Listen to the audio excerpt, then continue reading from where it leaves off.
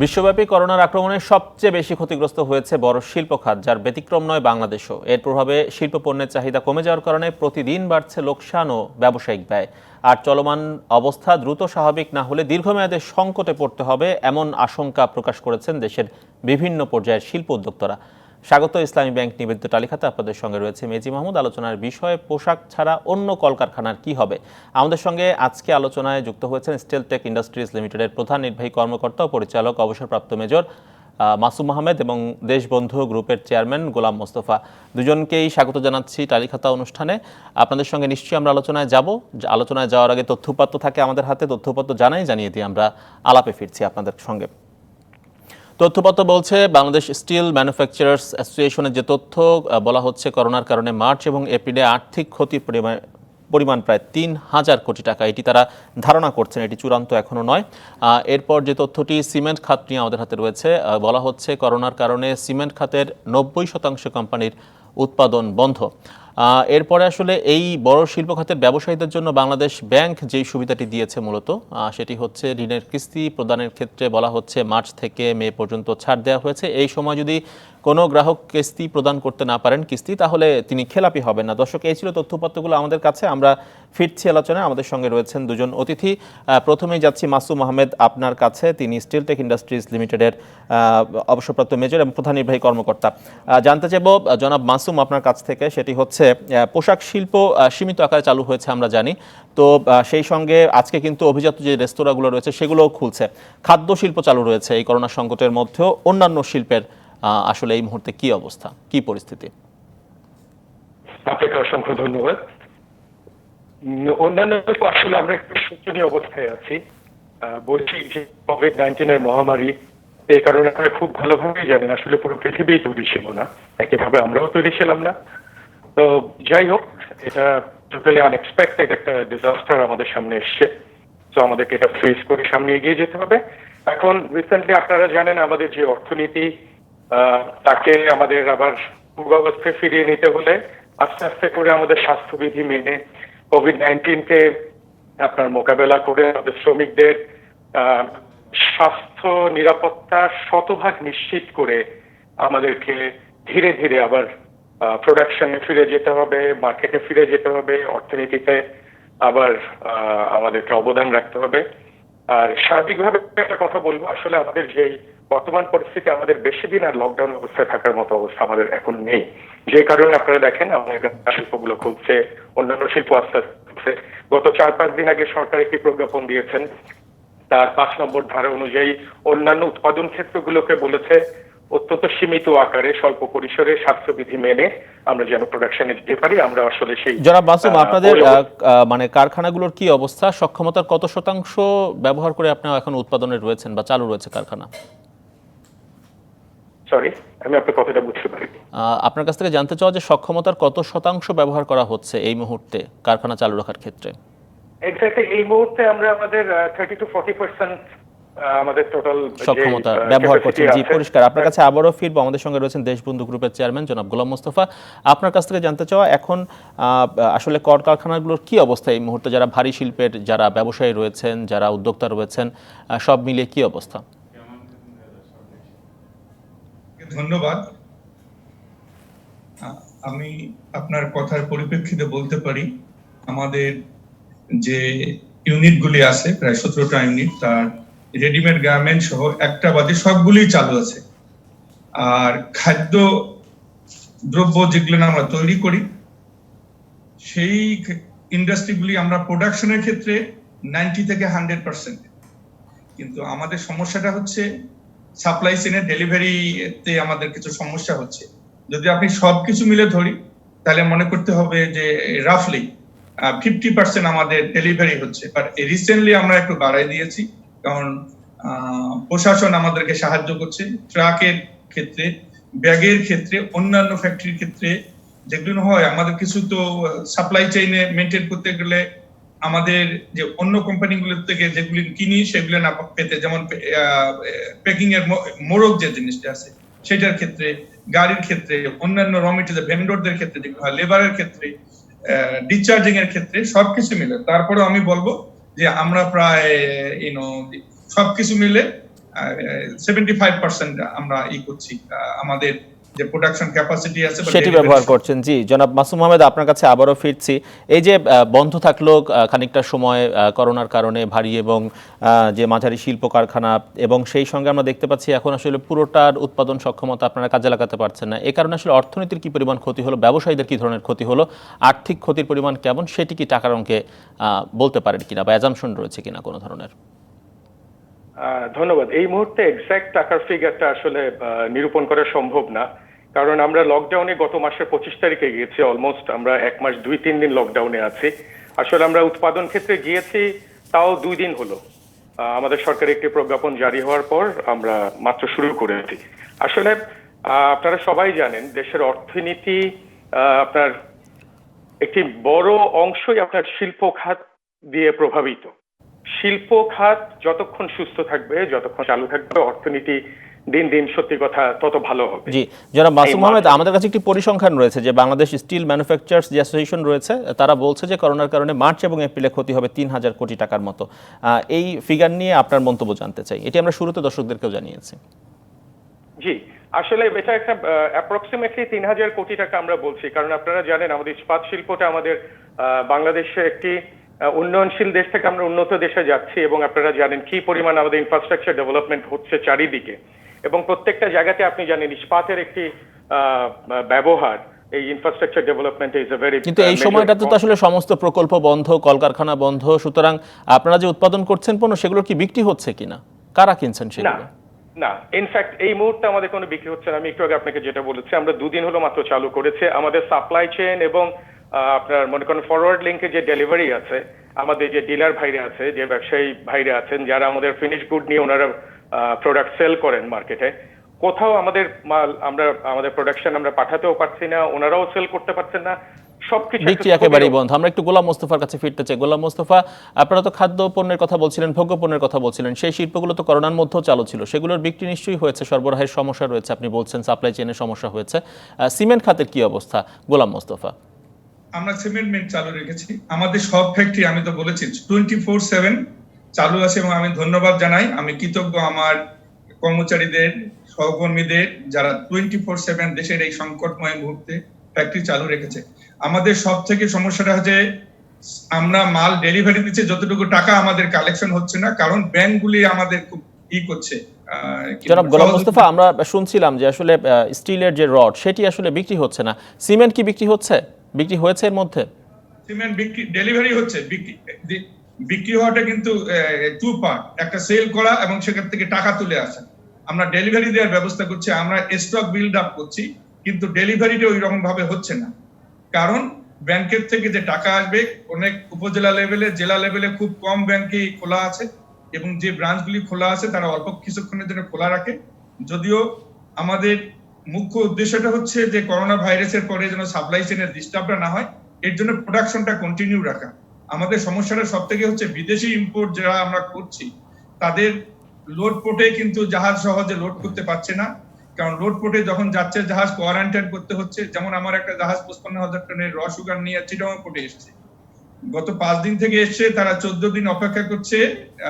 জাহাজের মাস্টার বলছে কোন লোক আমার এখানে রাতে থাকতে পারবে না, খাবার দিতে পারবে না, তুমি শুধু মাল নামায় চলে যাবা, 5 জনের বেশি উপরে থাকতে পারবে না। তো এই করে তো আর মানুষ ব্যবসা করতে পারবে না, এই সমস্যাগুলি আমাদের আছে।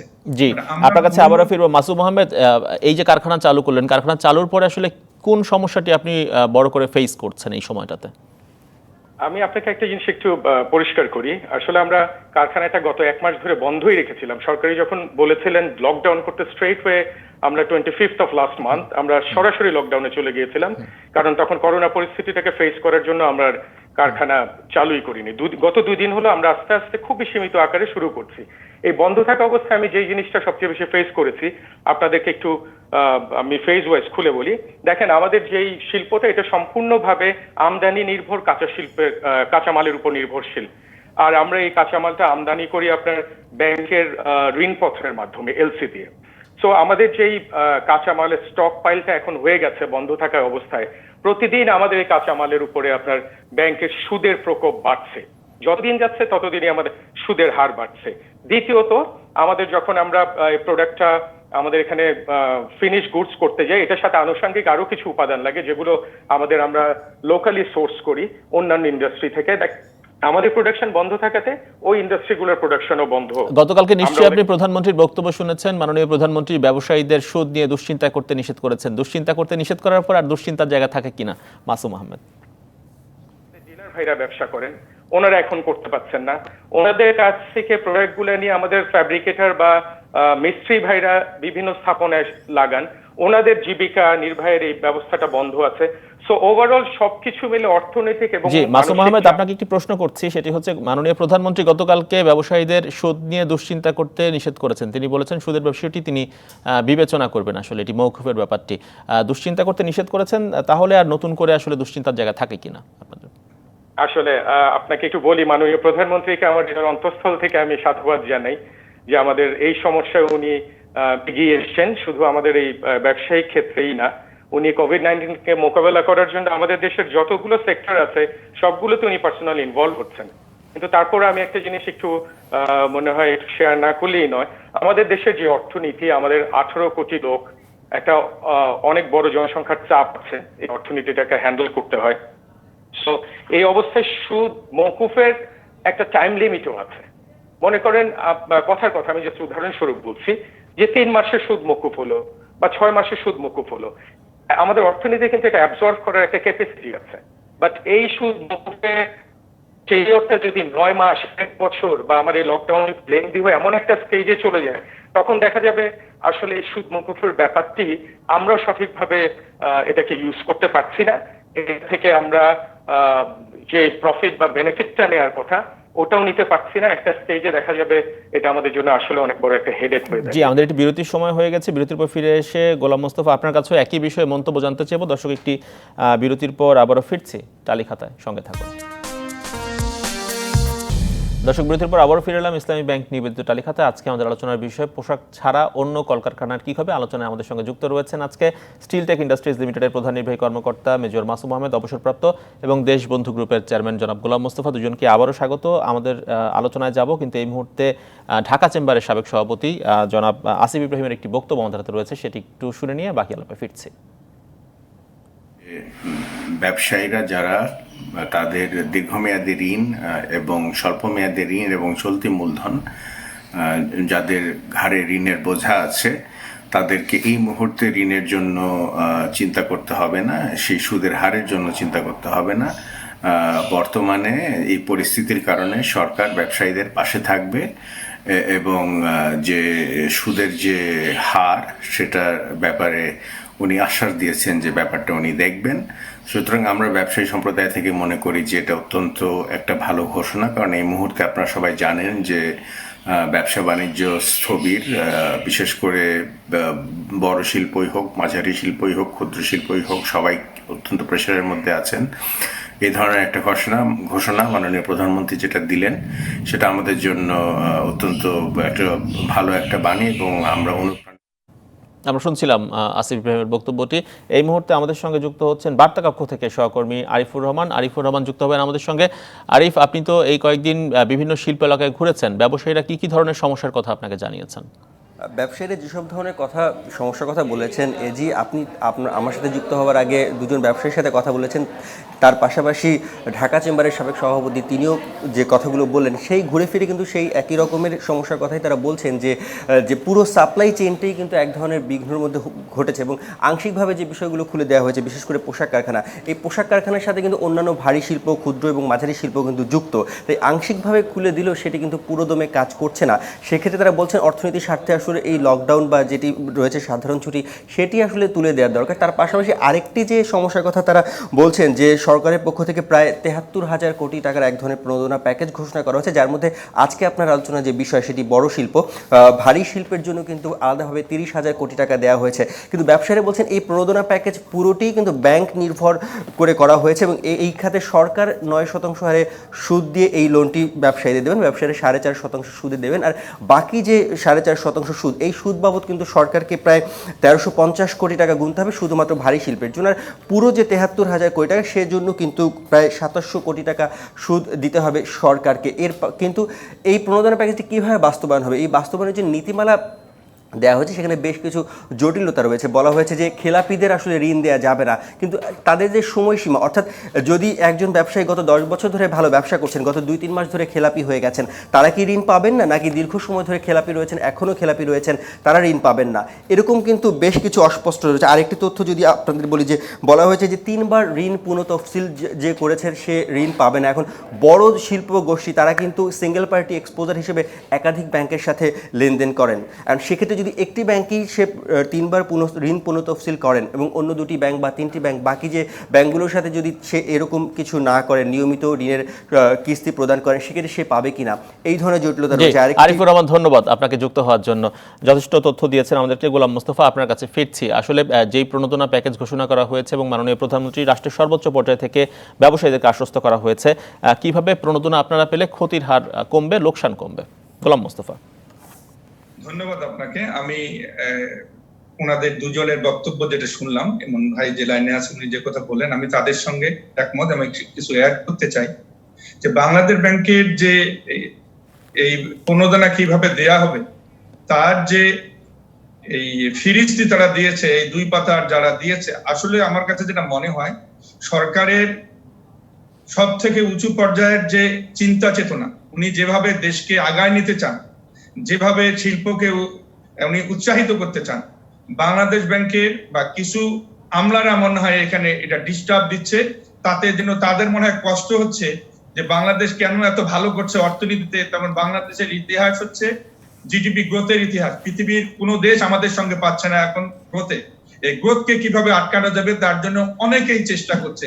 আমাদের এই প্রশাসনে কিছু ঘাপটি মারা লোক আছে, তারা শুধু নোক্তা দিচ্ছে, তারা এই রকম করার জন্য। আমি এখন 1971 গোলাম মোস্তফা, খুব স্পেসিফিকলি জানতে চাই, মানে ব্যবসা করার জন্য বা ওয়ার্কিং ক্যাপিটালের জন্য কোনো ব্যাংকে কি আবেদন করলে সেখানে থেকে কোনো ধরনের সমস্যা আপনারা বোধ করছেন কিনা?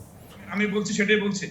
আপনি দেখেন না, আমরা ব্যাংকের জন্য আর অপেক্ষা করছি না। আমাদের যে আগের যে মালগুলি ছিল তারাই আমরা প্রসেস করতেছি। ব্যাংকগুলি এলসি কেউ দিচ্ছে, কেউ দিচ্ছে না। সরকারের স্পেশালি কমার্স মিনিস্ট্রি বহুত চেষ্টা করছে, আমাদেরকে বেশ কয়েকবার এর মধ্যে মিটিং এ ডেকেছেন। জি গোলাম মোস্তফা, আপনি রয়েছেন আমাদের সঙ্গে। মাসুম আহমেদ, আপনার কাছ থেকে জানতে চাই, যেভাবে প্রণোদনা দেওয়া হচ্ছে ব্যাংকের মাধ্যমে, সেটি কি আপনাদের লোকসান কাটিয়ে উঠতে সহায়তা করবে কিনা? অবশ্যই এটা একটি পজিটিভ মুভ, কোনো সন্দেহ নেই।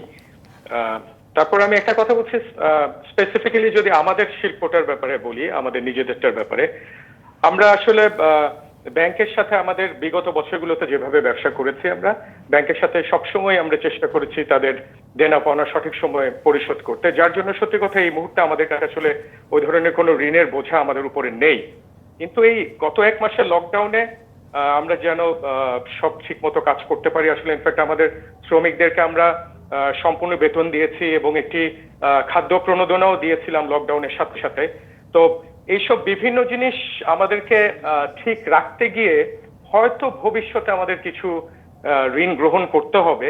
ওই সময় ডেফিনেটলি আমি বলবো সরকারের যে সুযোগটা আমাদের দিয়েছে, এটা আমাদের টোটাল বিজনেসটাকে অনেক ইরাপ করবে। জি গোলাম মোস্তফা, ওয়ার্কিং ক্যাপিটাল যথেষ্ট বলে মনে করেন কিনা যেভাবে দেওয়া হচ্ছে?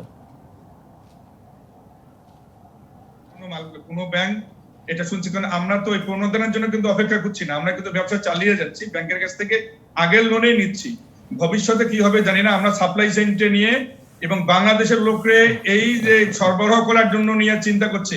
মাননীয় প্রধানমন্ত্রী আমাদেরকে দিয়েছেন, আমরা আস্থায় সেটাই নিয়ে আছি। উনি দেশের জন্য যা বলতেছেন আমরা তাতে বিশ্বাস করি। বাট কিছু আছে সেন্ট্রাল ব্যাংকের এত কড়া রুলস এন্ড রেগুলেশন। আমি বলি 71-এ আমাদের বাবারা যুদ্ধ করেছেন, জেলের তালা ভেঙে ডাকাতদেরকে পর্যন্ত ছেড়ে দিয়েছে, তারা কিন্তু যুদ্ধ করে দেশ স্বাধীন করেছে, অনেকে জীবন দিয়েছে।